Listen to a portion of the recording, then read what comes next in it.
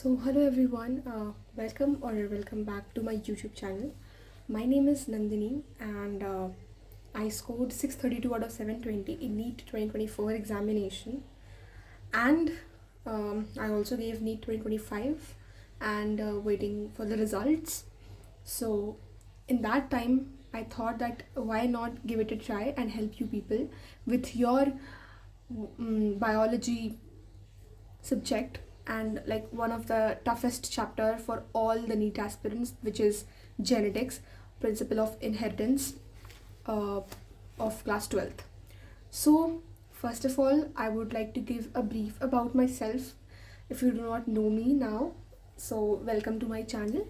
I scored 96.4% in my CBSE class 12th board examinations of the year 2023, and in my subject of biology I had scored 97 out of 100, and I also gave CUET 2024, and in that I had scored 200 on 200 in the subject of biology, and in my NEET 2024 I had scored 345 out of 360 in the subject of biology. So I hope that I'll be able to help you all people with your biology, and in this time span of 1 month, in which all of us are awaiting for the results. So the one who are preparing for NEET 2026 or 2027 or 2028, or for whichever year you are preparing NEET, or for your 12th board even, this video will be really very helpful. Okay, so do let me know in the comment how did you find the video, and so I'll be bringing further videos. Okay, and in this part I'll be covering the introduction portion of the chapter of genetics. Okay, so I'll just give you a brief how I'm going to teach. So I have divided the whole chapter into 5 parts, so I'll be bringing the videos accordingly. Okay, and I'll not be in a hurry, so you'll understand each and every concept of the chapter. Okay, now these are my notes. I'll just give you a brief. So yeah, this is the, and if you want me to teach in Hindi, you can comment down, or if you are comfortable in English only, then I'll continue the same way. So this is the notes which I'm having. Okay, and like these were the notes from which I prepared, and obviously you can trust me with this that questions won't get out from here. Although NEET 2025 just showed us some harsh reality, but I can tell you that questions won't go out of this. Okay, so just a brief look. This is how the notes are gonna look. Okay, each and every concept has been covered in this notes. Okay, so I'll be teaching you from these only, and also again this is the second part. So yeah, quite heavy notes, and also I have my NCERT, which is like all marked and everything. So I'll teach you. Obviously this portion is also very important from now onwards, because you know that what NTA is doing. Okay, so this is all my NCERT marked. So I will first teach you notes, and then I'll teach you this, so that every portion of the chapter is covered for you, and you do not need to hustle anymore. Okay, so without any further wastage, let's start. Okay, so genetics. First of all, introduction. So genetics term was given by W. Bateson. You can remember this thing. It is not given in NCERT, but okay, we will be covering a bit more from NCERT. So what is genetics? What do you mean by genetics? So collective study of heredity and variation is known as genetics, which deals with the inheritance as well as the variation of characters from parents to progeny. Okay, what is heredity now? So transmission of genetic character from parents to offspring is heredity. Okay, and what is inheritance then? Like these two concepts are really used in mixed way. Okay, so what do you mean by heredity and what do you mean by inheritance? So inheritance is the process by which characters or traits are passed on from the parents to progeny. So you need to have a clear-cut differentiation between what do you mean by heredity and what do you mean by inheritance. So heredity is the transmission of genetic character from parents to offspring, and inheritance is the process by which characters or traits are passed from parents to progeny. Okay, like begets like. Inheritance is the basis of heredity. So there is a difference between inheritance and heredity. Okay, so inheritance is the basis of heredity. Okay, Now, basis of heredity, chromosomal basis and chemical basis of heredity. Chromosomal basis of heredity, what does it mean? Inheritance is controlled by paired factors or genes. Factor or genes are thus carriers of heredity. They represent small segment of chromosome. This is the chromosomal basis of heredity. And what is the chemical basis of heredity? So inheritance is controlled by DNA. Genes are segment of DNA called cistrons. So this you will be studying in the next chapter, which is molecular basis of inheritance. Okay, so that will deal with chemical basis of heredity, and now we are concerned with the chromosomal basis of inheritance in this chapter. Okay, inheritance leads to heredity. Okay, let's move forward. Now, what is variation? So these terms are really confusing: heredity, variation, and inheritance. So we dealt that what is heredity, it is a transmission, and inheritance is the process of transmission. Okay, and now what is variation? So the degree by which progeny differ from their parents, that is known as variation, and it will always be less than 50%. Okay, it cannot be more than 50%. Individuals of the same species have some differences because of variation that comes during crossing over in the apoptotic stage. Okay, so you need to remember that variation is the degree by which progeny differs from the parents. ठीक है. Now types of variations क्या क्या होते हैं? Somatic variation and germplasmic or blastogenic variation. What is somatic variation? Newly acquired character which can't be shared, no inheritance, no role in evolution. So somatic variation does not have any role in evolution because it cannot be shared. Okay. Now what is germplasmic? Like you know na, that if you know how to play a guitar doesn't mean that your child will also inherit the same thing. Okay, that is known as somatic variation. You can link it with like that. And what is germplasmic or blastogenic variation? So that is inherited variations, inherited variations which play role in evolution and cannot be acquired. So they are transferred from the parents to the progeny. Okay, so that is why they are inherited. Now they are also of two types: continuous or discontinuous.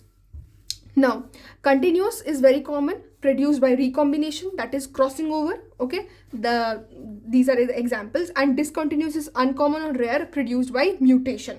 Okay, so germplasmic variation are of two types: continuous and discontinuous. Continuous happens every time via crossing over, but discontinuous is rare and it happens due to mutation. Okay, sudden change. So mutation was the termed as sport by Darwin. So Darwin called mutation as sport.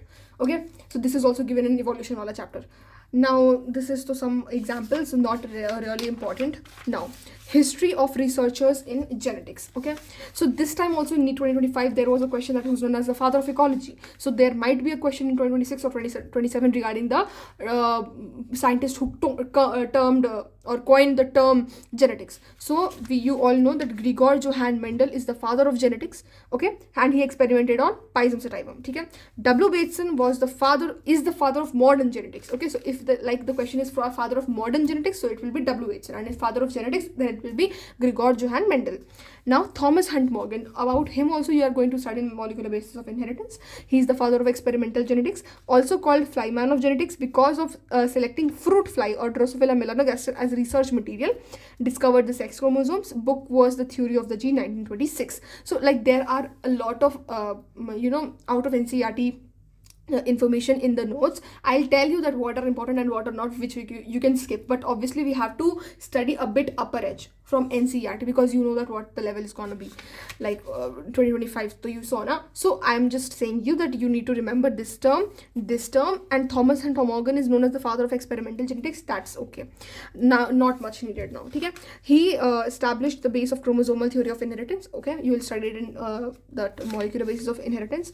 Now A. Garrod is the father of human genetics and biochemical genetics. You just have to listen it once. Okay, do not remember it because it is not given in NCERT. A. Garrod is the father of human genetics or biochemical genetics. Garrod discovered first human metabolic genetic disorder, which is called alkyptonuria, which is black urine disease. He gave the concept of one mutant gene, one metabolic block. Okay, no need to remember it. Now this is something about alkyptonuria. And again, if a recessive, okay, so this is again the explanation for this, so you can skip it. One mutant gene, one metabolic block. Okay, now move forward. Genetic terms. So these are really very essential for you to know before starting the chapter. Okay, you have to be thorough with the terms because we will be using the terms very frequently, so you need to know the meaning of them. Okay, what are the unit of inheritance? Which is factor, gene, or cistron. Factors with respect to Mendel, gene with respect to Bateson, and cistron, which is the current meaning. Okay, so currently the cistron wala thing is being accepted, but according to Mendel it was factor, and according to Bateson it was gene, which was a unit of inheritance. Okay, now generic terms. What is character? The term character is used for the feature of the individual, such as stem height, flower color, type of hair, etc. What is trait? Trait is an inherited character such as tall or dwarf, purple or white color flower, curly or straight hair, etc. Okay, so trait is the inherited character. And what is character? The term is used for the feature of the individual such as stem height and everything. And trait is a subtype of character. Okay. Now, what is factor? This term was used by Mendel. Unit of heredity which is responsible for inheritance and appearance of character is known as factor. So what is factor? Unit of heredity which is responsible for inheritance and appearance of character. Mendel used the term element or factor. Morgan first used symbol to represent the factor. Dominant factor are represented by capital letters, while recessive factor are represented by small letter. Gene. The factor of Mendel was called gene by Johansen. We studied that the term gene was given by where did we see? Gene. The term gene was given by Johansen. It's not written here. What? Okay, you will get to know afterwards. But yeah. So gene, the factor or factor of Mendel was called gene by Johansen. A gene is the unit of inheritance which is carried from parents to a progeny, to a gamete. Gene occur in a chromosome and control the expression of character. So this is the definition for gene. What is allele? Because these two are really confusing, so you need to have a clear-cut differentiation that what is allele. Allele or allelomorphs. This term was given by W. Bateson. Alternative form of the same gene. Alternative form of the same gene which are located on the same locus on the homologous pair of chromosome is called allele. Allele control the same character, which means that like this is the homologous chromosome. अगर ऐसे बनाते हैं dyad, which is the tetrad. So like here capital T and here small t. Okay, and if you make it like this, so here capital T small t. So accordingly, like these two are the alleles for the gene of tallness, and allele, these are the alleles how we represent it. So allele or allelomorph was the term given by W. Bateson. Alternative form of the same gene. Alternative form because either it can be a tall or it can be a dwarf.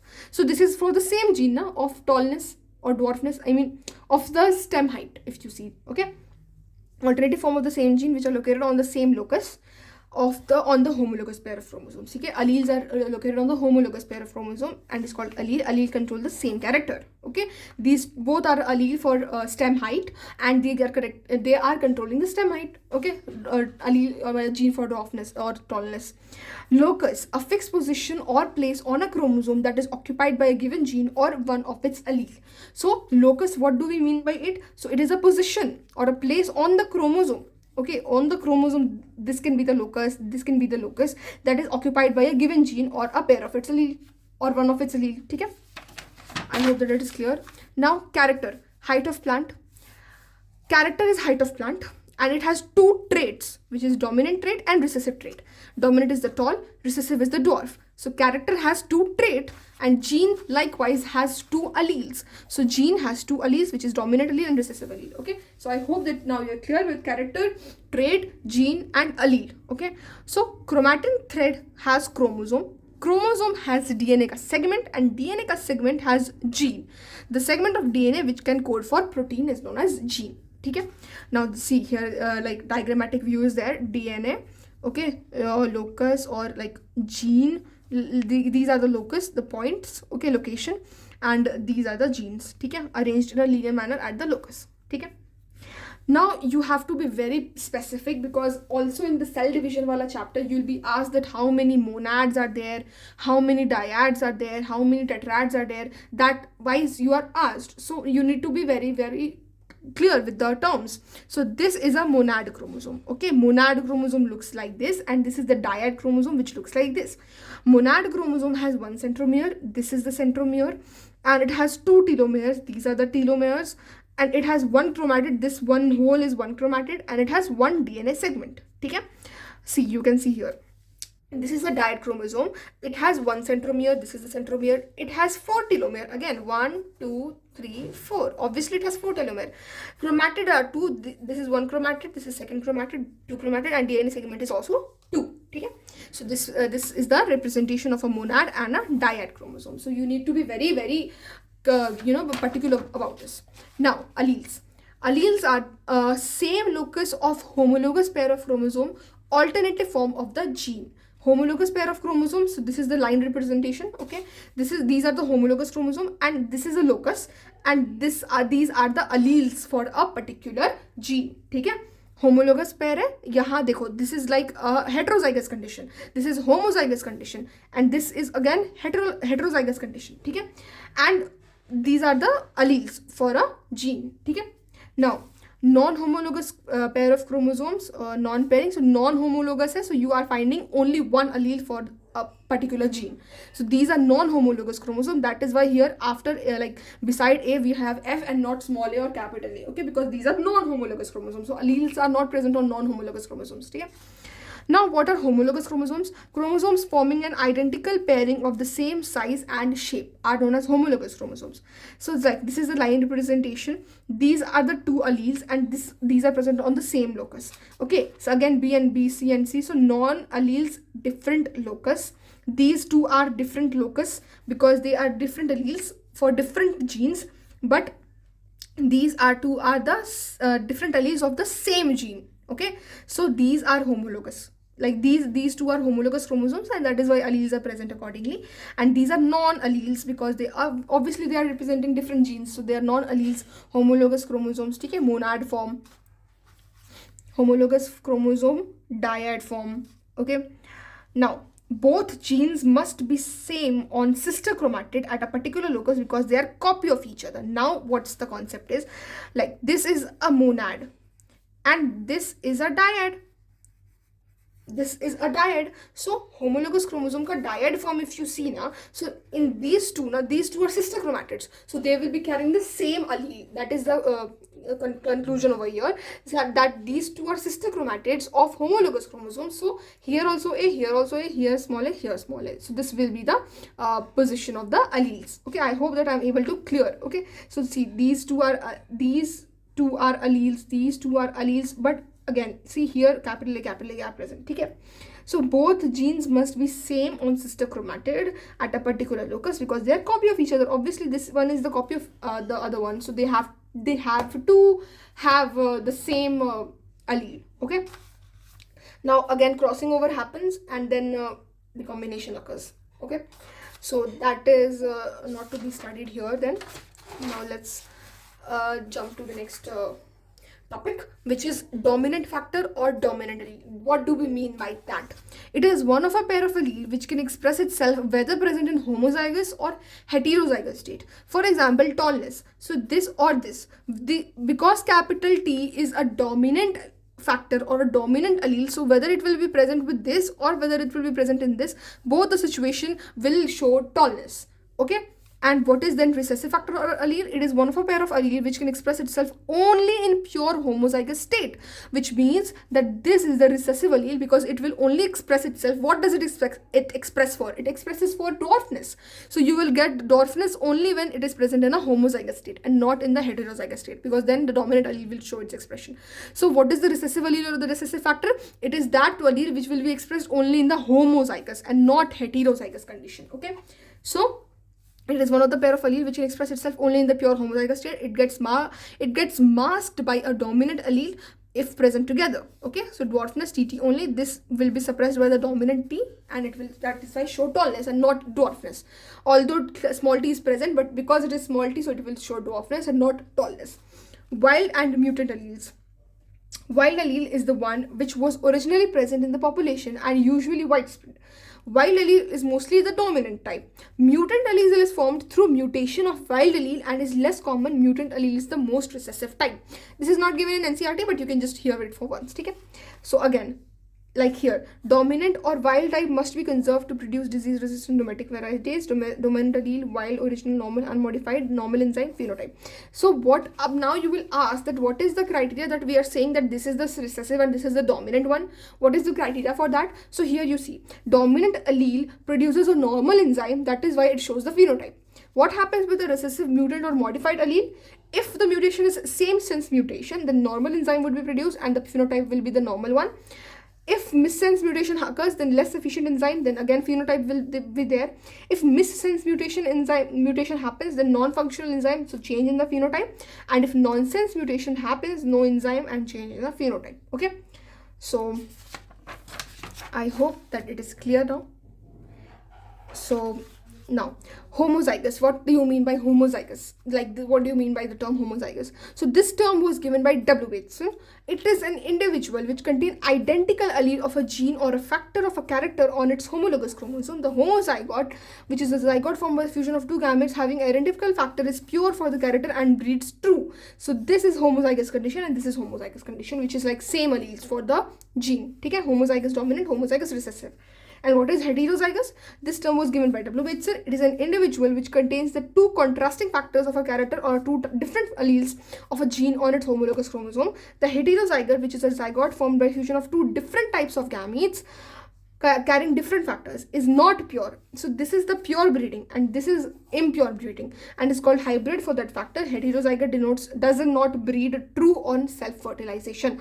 You will further in the chapter you will get to know that Mendel firstly carried out true breeding and then he self-crossed the F1 generation. So first of all you need to know that what do you mean by true breeding. True breeding means that the alleles are homozygous for a particular gene. Okay, so this is the heterozygous. Okay, capital T small t. Okay, so capital T small t is heterozygous because obviously the two are different. Okay, what is heterozygous recessive? Heterozygous recessive, heterozygous dominant and heterozygous recessive is not possible only now. How will you say? Because if like heterozygous recessive does not make any sense. Heterozygous will always be dominant only. Heterozygous cannot be recessive. This is heterozygous, so the dominant would express itself, no, the weak will be suppressed. So how will you say that it is heterozygous recessive? That's not possible. Whenever like this is W and this is W, capital R, small r, always the dominant one would express itself, so it will always be heterozygous dominant and not recessive. Okay, now what is hemizygous? This is also a term very frequently asked in questions. Hemizygous is if a diploid individual contains only one gene of a pair, then individual is said to be hemizygous. Male individual is always hemizygous for the sex-linked gene, which is the 23rd pair of chromosome. A female has 23 pair of homologous chromosomes, 22 pair are autosome, and the sex chromosomes are allosomes. Very frequently allosome is also used for the sex chromosome. So that is XX, which is the sex chromosome. Okay, so homologous sex chromosomes are present in the females, but a male has 22 pair of homologous chromosome and one pair of hemizygous chromosome.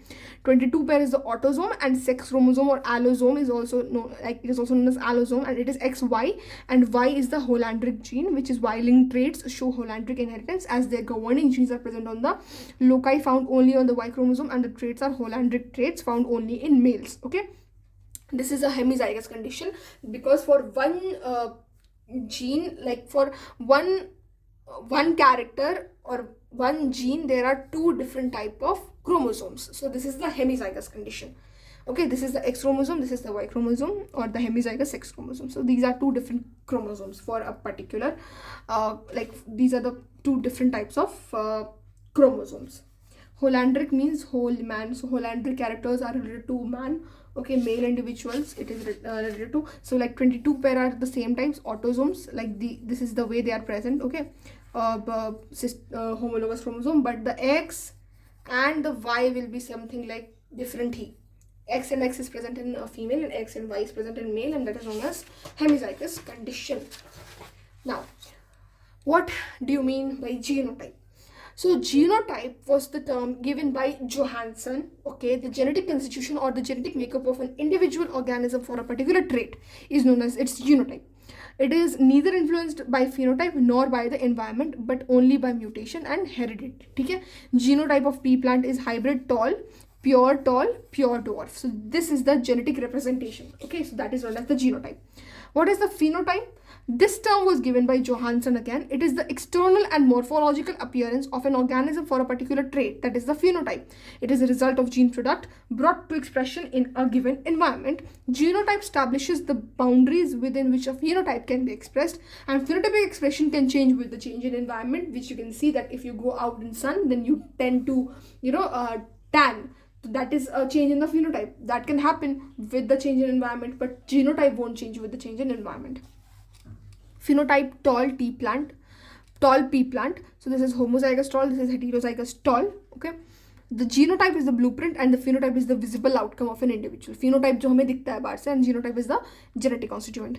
Individual with similar genotype will produce a similar phenotype. Individual with different genotype may have similar phenotype. Okay, yeah, it is possible that individuals with different genotype, this is different, may have the same phenotype because these will be tall only.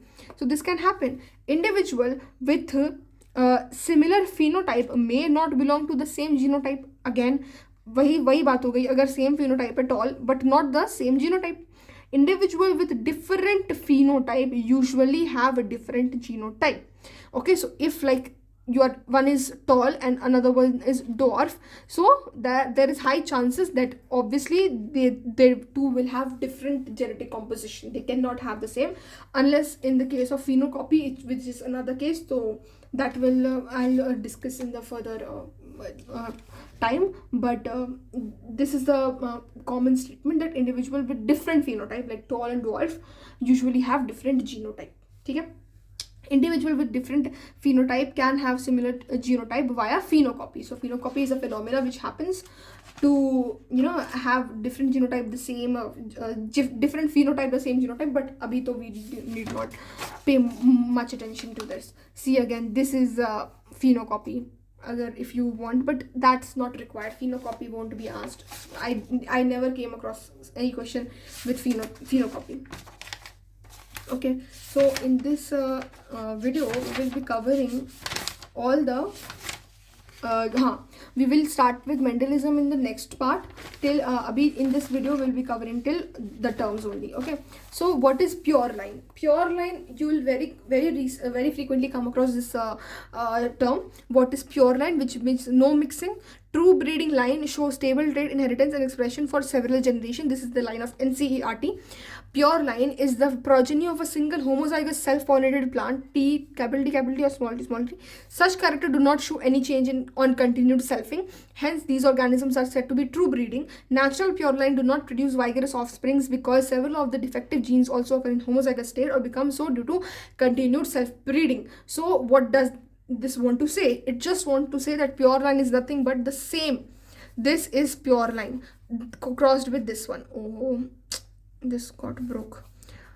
Okay, so these will produce the same genotype in the further generation as well. So we'll read it once again. Pure line is the progeny of a single homozygous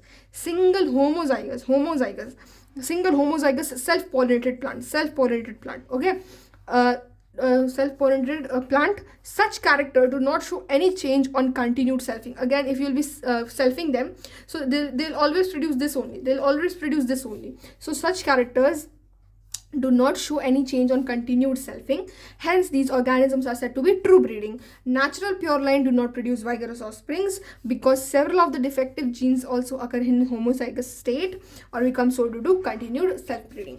Pure line of all the available variety of important plants are maintained by plant breeding centers for one or more useful homozygous character like disease resistance, nutrient content. Okay, not important. Self-fertilization of the same genotype.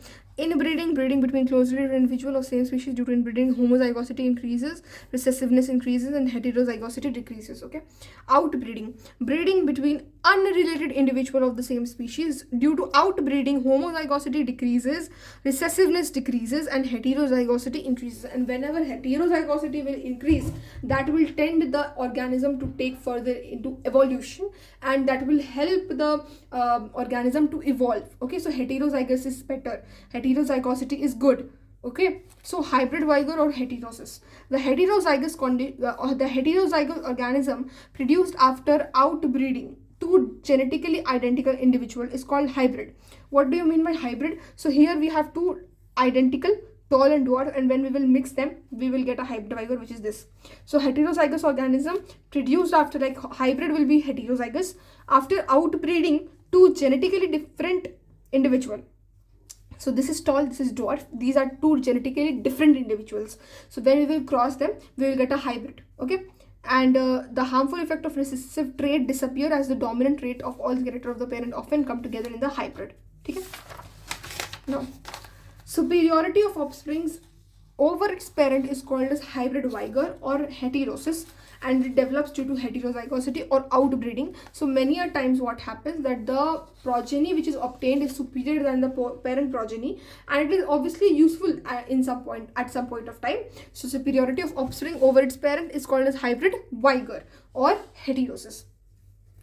Hybrid vigor can be maintained for a long time in vegetatively propagated crops, asexual reproduction. Hybrid vigor can be lost by inbreeding or selfing, okay, because inbreeding induces the homozygosity in offsprings, and loss of hybrid vigor due to inbreeding is called inbreeding depression. This is also given in NCERT. You need to be very clear with what do you mean by inbreeding depression. So what happens now that, see, this is a pure line AA, this is pure line AA. On selfing you will get A, and this again outbreeding will give you this, and outbreeding again will give you this, and inbreeding which means that you are selfing it, you are crossing it with the same individuals. This is inbreeding, and this is outbreeding. You are crossing the hybrid with another different genotype, which is known as outbreeding. And if you're crossing the hybrid with itself, then it will result in inbreeding depression, because again, if you will cross now, see, this is how crosses are made. So these two will combine, then this two will combine, then this two will combine, and then this will combine, so it will produce AA. But when you cross these two, so here you will see that this is the case, so it will produce AA, again AA, one AA, and this again AA. So see, here there are more dominant alleles, and here there is one recessive also, completely recessive. So that is the case. Okay, so that is why outbreeding is good, inbreeding is not necessary, or is not a good choice.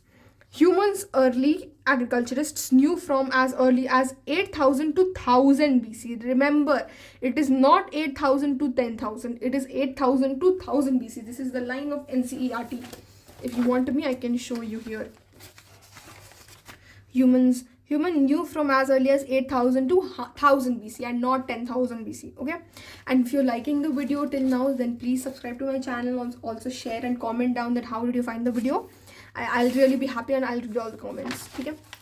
They exploited these variations. So this is the example from NCERT, which is Sahiwal cows in Punjab is domesticated from an ancestral wild cow. Chicken is the domesticated form of wild fowl. Okay.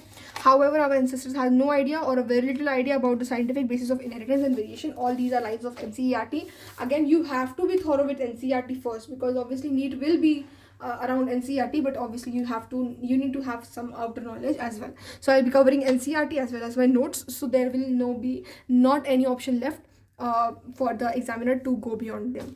Now, W. Bateson gave the term genetic, allele, homozygous, heterozygous, F1 and F2. Johansen gave the term gene, genotype, phenotype. Okay, you can remember it for once.